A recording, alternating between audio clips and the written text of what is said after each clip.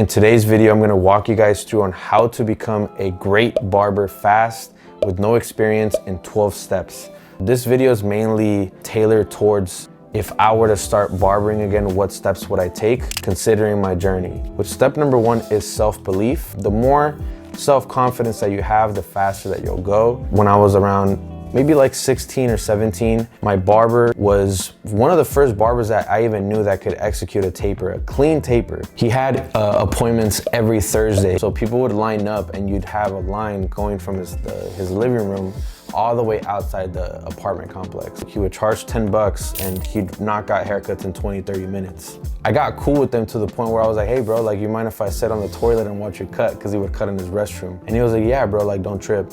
And you know, I would just sit there and do homework or just watch, right? So I just started watching him cut. 10 to 12 reps a day of me watching that. It's like you guys watching like 10 to 12 YouTube videos, but I was there in person. So while he was doing all his techniques, his fading style and everything, I just already knew he's gonna bring out the trimmer, ball it out, lever open, he's gonna do this. And then I'd ask him questions all the time and he'd just answer me. Getting like real reps in without me even wanting to be a barber. I was just curious. That fed into my self-belief, just watching somebody do it and not really having an attachment to my outcome of being a barber. A lot of the times people put a lot of pressure on themselves when they start and they want to get to a certain point. But in reality, if you just fall in love with the craft and you just see it for what it is, you stay in the moment, you know, you're gonna really just dive in and not really care. So that's what happened. It goes into step number 2 now. So step number 2 is just don't care about your equipment.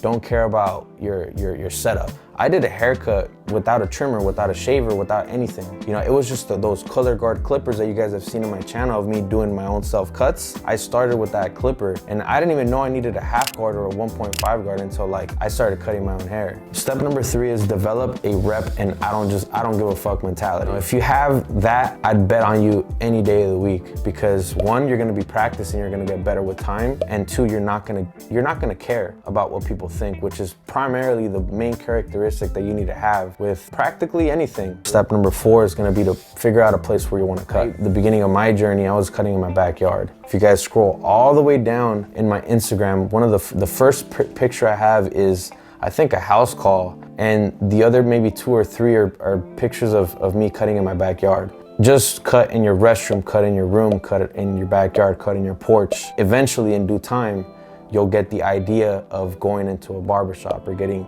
into barber school, you know, getting into salon suite, whatever it might be, but just get a place to cut so you can put in the reps. Now, step number 5 is document your process. There's a lot of people out there that say just don't record, you know, you just want to focus on the craft. I think the opposite. If you post for your own documentation of your own process, you're not going to see it as a bad thing, because as you develop yourself into a better barber, you're going to always be able to go back and see, man, like I used to suck and I just got way better. And at the same time, it gives your clients the ability to see your progress through time, which eventually they'll see, and at one point they'll be like, man, he sucks. And then they'll keep scrolling and they'll be like, man, he's getting better. And then they'll be like, all right, damn, he's good.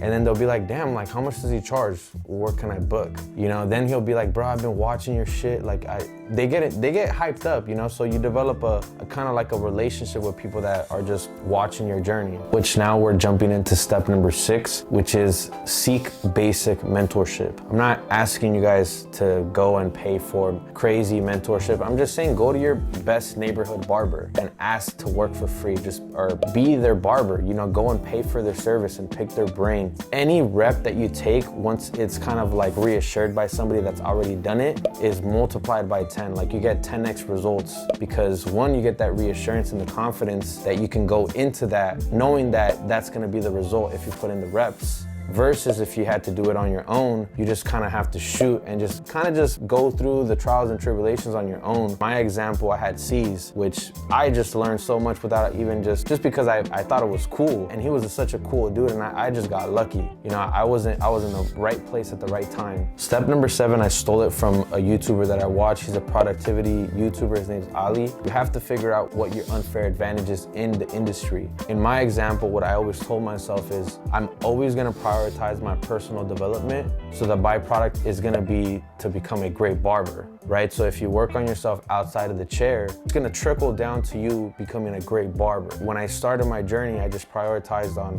building healthy habits, you know, just working out, having habits around learning and growing. I would just watch the industry, watch certain barbers, their habits and stuff like that. And I was like, most barbers are not doing these things. So if I continue to do these things every day, I'm just gonna continue to separate myself from everybody. Success is equal to the hard work that you put in, your unfair advantage, and luck. So all of those things combined. You have to kind of just self-reflect and see what makes me special and how could I, you know, separate myself from everybody else with this quality. Which step number 8 is just map out the vision. Sometimes when you get started and you're just taking action and you're just putting in the work, putting in the reps, and you're not really caring about what people think, you know, you're not gonna have the time to reflect and be like, what do I actually want from this? Essentially, when you keep growing in the industry, you start getting more curious about what's actually possible. It's important to write down in a piece of paper who you want to become, who you want to be in the industry in 5 years and 10 years, so you get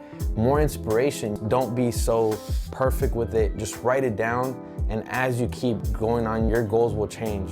Now we'll jump into step number 9, which is you gotta enroll in school. You know, you have to make sure you get your license. You know, a lot of the times people tell you not to get your license and stuff like that, but you do need your license if you wanna get to the next level. You guys wanna, you know, just be a great barber, like a 6-figure, 7-figure barber. Option number 1 is barber school, and option number 2 is apprenticeship. I went to barber school. I'll be honest with you guys, in my experience, I always tried to milk the system. I knew that I wasn't gonna learn anything in barber school. You know, I've been told by everybody the school was honestly there just to make money. So in my head, I was like, I just gotta get my license and figure out a way to maximize my time while I'm at school, right? So I played my cards accordingly.